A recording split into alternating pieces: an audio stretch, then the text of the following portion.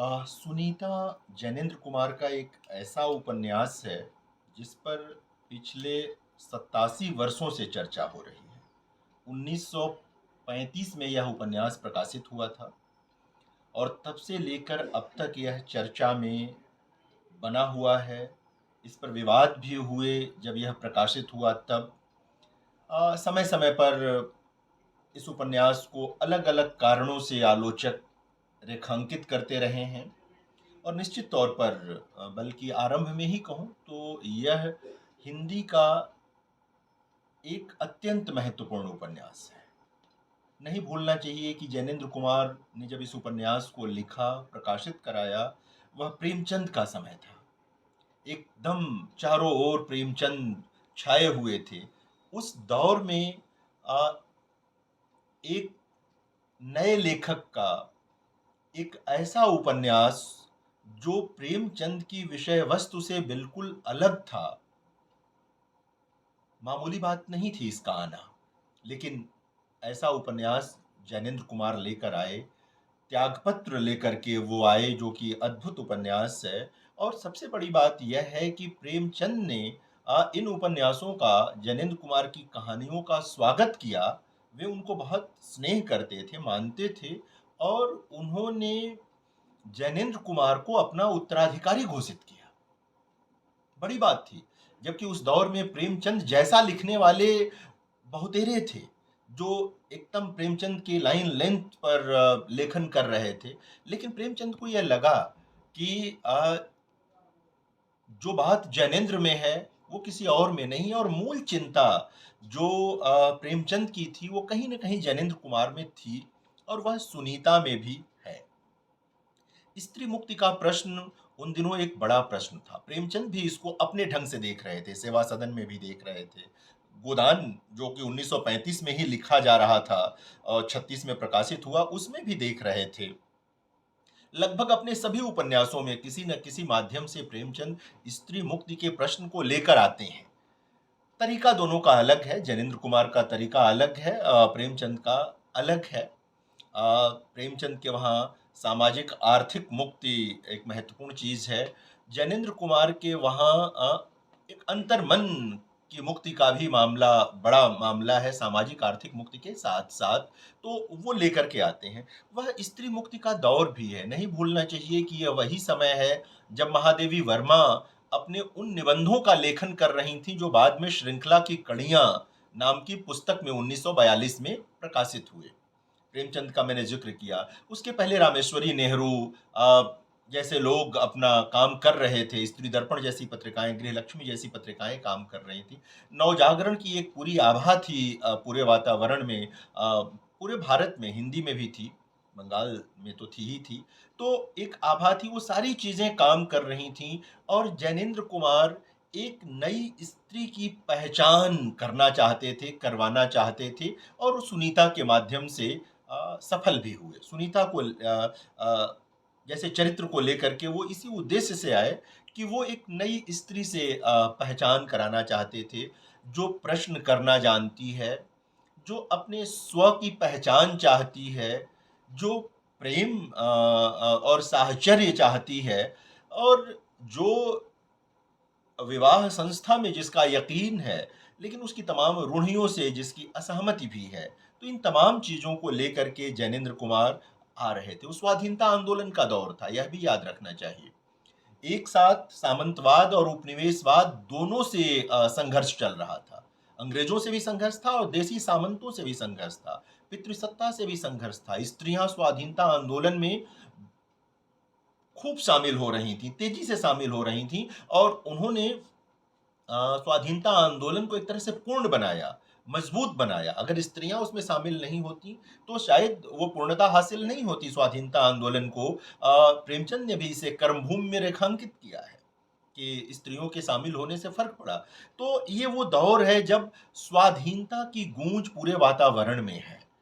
यह अंग्रेजों से भी स्वाधीनता है, यह पितृसत्ता से भी स्वाधीनता है, यह जमींदारी व्यवस्था से स्वाधीनता है। तमाम तरह की जो भी जड़ताएं थीं, उन जड़ताओं से स्वाधीनता का समय है। पूरा का वो कालखंड ये 1935 के आसपास का समय है।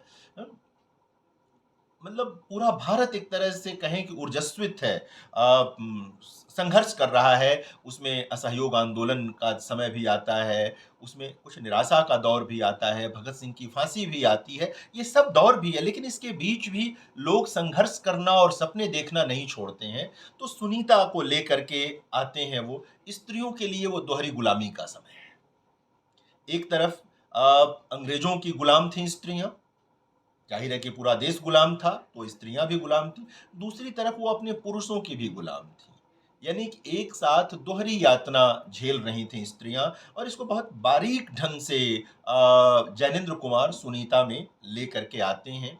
जहाँ सुनीता के चरित्र को जब वो पूरी तरह विकसित करते हैं, डेवलप करते हैं, तो ये बात हमारे सामने उभर कर के आती है। यह उपन्यास सुनीता, उसके पति मतलब श्रीकांत का जो चरित्र है, और हरिप्रसन्न जो क्रांतिकारी है, और जो एक तरह से कह सकते हैं कि एक तीसरा पुरुष है या प्रेमी की भूमिका में है। इन तीनों के माध्यम से ही इन्होंने इस ताना-बाना इसका बुना है।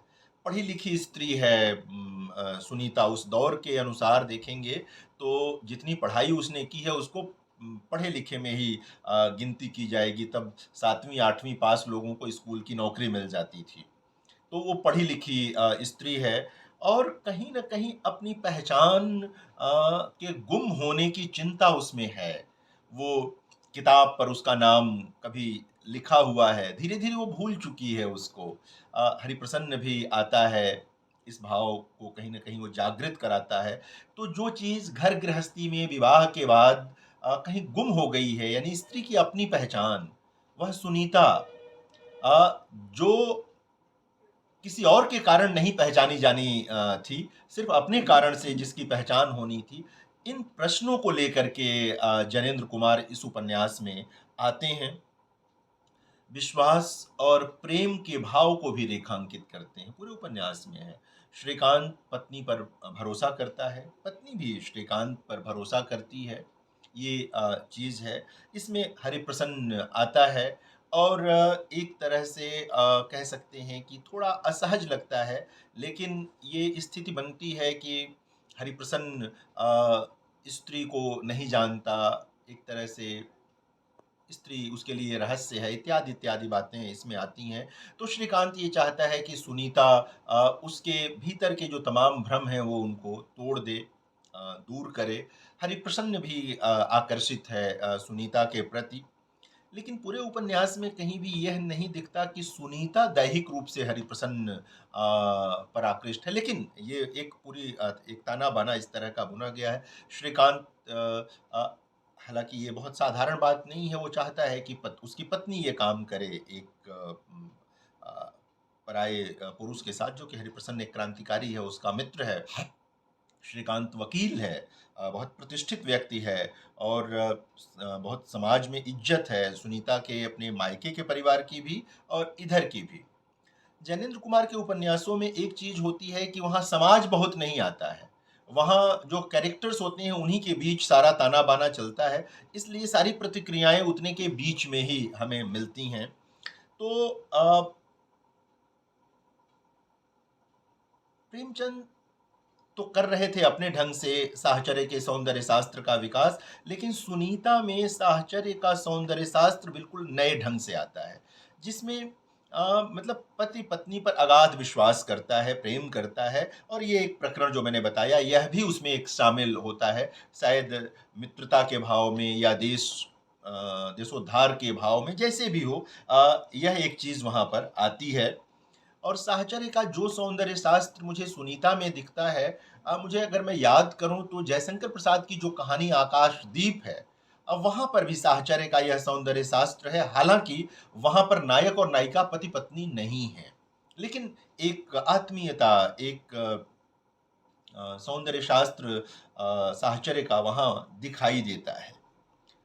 प्रश्न पूछने वाली बात मैंने की बीच में, तो प्रश्न पूछने का प्रसंग है। देखिए जब भी कोई प्रश्न पूछने लगता है, तो यह मानिए कि वह गुलामी की जंजीरों को तोड़ना चाहता है। क्योंकि गुलाम सवाल नहीं पूछ सकता, उसको अधिकार ही नहीं होता, क्योंकि जिस दिन पहला सवाल उसने कर दिया, वो गुलामी की जंजीर को एक तरह से वो तोड़ने की ओर बढ़ जाता है। अ, जो सुनीता है वो बातचीत करती है, प्रश्न करती है, तर्क करती है। मीरा पर एक फ़िल्म उस समय प्रदर्शित हुई है और मीरा फ़िल्म देख कर के आते हैं। पति के साथ वो मीरा फ़िल्म पर बहस करती है और पति से भिन्न स्टैंड लेती है उसमें वो। भिन्न स्टैंड लेती है। मीरा के एक तरह से मतलब पक्ष में वो स्टैंड लेती है। हरिप्रसन्न से भी वो कई मुद्दों पर असहमत होती है और उसको मतलब स्वीकार नहीं करती उसकी बातों को, तर्क करती है। यानी वो एक ऐसी स्त्री नहीं है, जो पुरुष को अपना अगुआ मान ले और मार्गदर्शक मान ले और ये मान ले कि पुरुष जो कह रहा है वही अंतिम सत्य है और उस पर सवाल नहीं किया जा सकता। सुनीता सवाल करती है और अपनी बात कहती है और उस पर टिकती भी है, रुकती भी है। तो ये चीज़ निकल कर के आती है। देखिए 87 वर्ष कोई 1-2 दिन का समय नहीं होता है।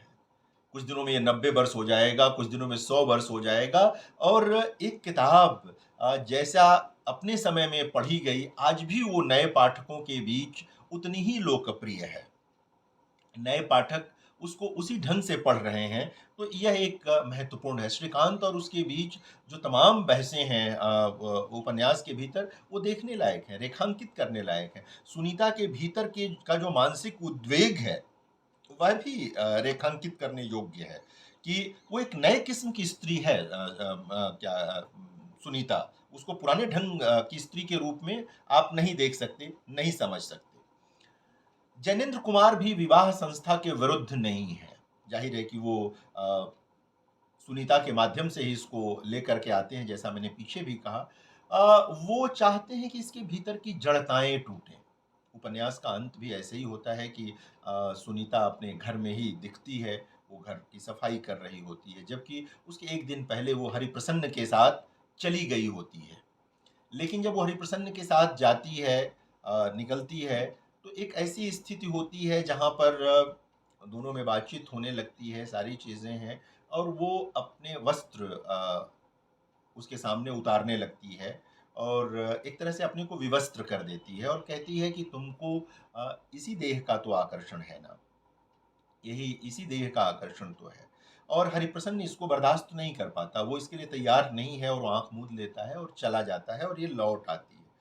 हमें लगता है कि जैनेंद्र कुमार ने इस दृश्य को शायद इसलिए भी बनाया होगा कि स्त्री को लेकर, स्त्री देह को लेकर जो तमाम तरह की वर्जनाएँ और कुंठाएँ पुरुष मन में होती हैं, उनको प्याज के छिलकों की तरह, एक तरह से जैसे-जैसे वो वस्त्र उतारती है तो उसको प्याज के छिलके की तरह देखना चाहिए कि एक-एक छिलका उतर रहा है और कहीं न कहीं वो प्रहार करते हैं इस पर।